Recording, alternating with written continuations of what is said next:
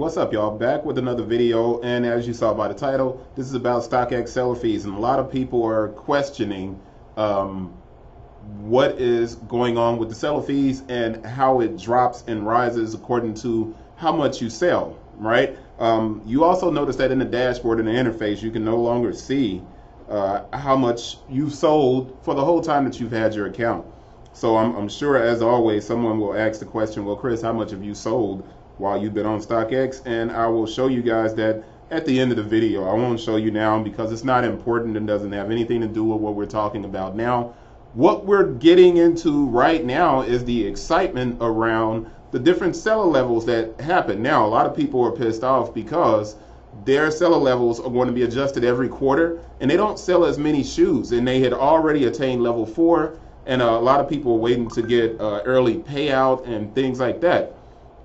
But what I'll do is I'll go in and I'll explain my level. I can only speak towards where I am, and then hopefully you'll get something from it for yourself. So I am at level 5, and my fees for this month are 6%. All right. Now I have a peer of mine who asked me, he's like, "Yo, Chris, I'm at a level 5 too, and I'm at 6.5%."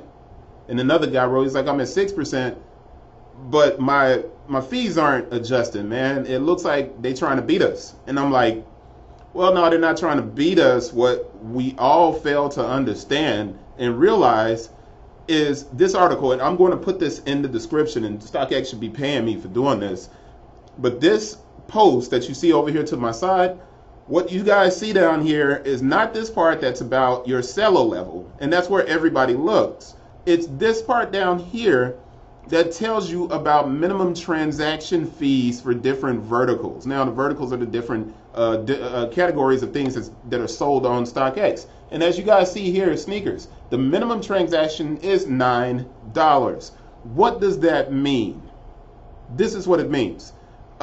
If you have shoes listed, right? So you see my seller level is level 5, and you know all of the orders and everything else. If you have a shoe listed, right? So this waffle is, I have it listed at $117.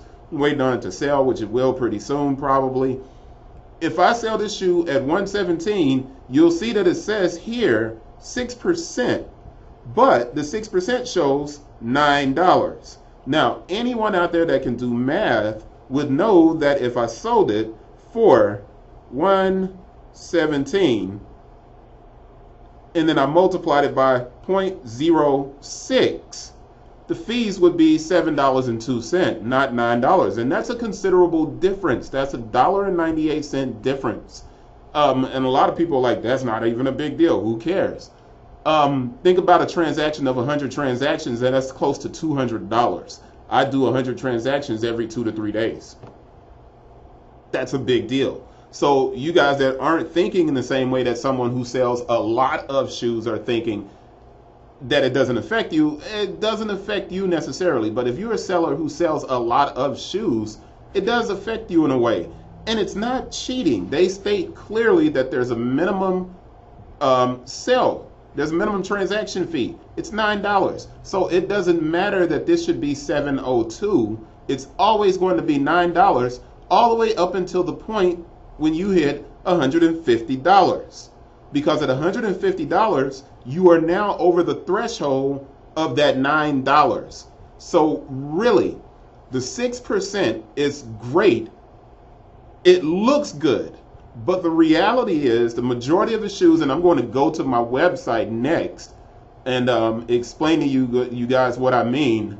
On the site, I do a monthly update of shoes that like get hot or shoes that are selling well.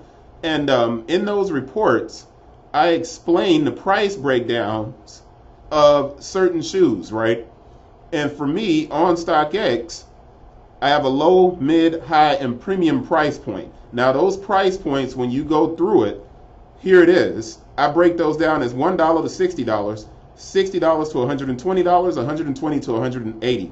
If you look at the sales for July on my paperwork here, as a matter of fact, this is July, right? Yeah, this is July. So if you look at the paperwork here, the majority of sales that I have in the mid, which would put me under that $150 threshold. Even the high would put me under the $120 threshold. So if the majority of my shoes are selling 4%, 49%, 31%, most of the time this 6% is not a big deal for me.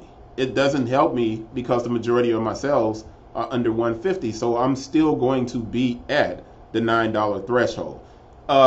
The seller fees are really for those guys that are selling hot sneakers, hype sneakers, things that are selling for over $150. So if you guys were feeling kind of frustrated about this and you didn't know, I'm doing this video quickly just to make sure you guys are aware of what is happening. And I hope I explained that well. I'm going to cut this video short. And if you have any questions, man, you can ask me. StockX is not paying me to do this. They should be, but that's a different story. You got questions, man, I'll try to answer them to the best of my ability. You can leave them in the comments. Hope everybody's doing well, and I'll see you guys on the next one. I hadn't done one of these videos in a while. I've just been posting sneaker videos. But that's it. Peace, fam.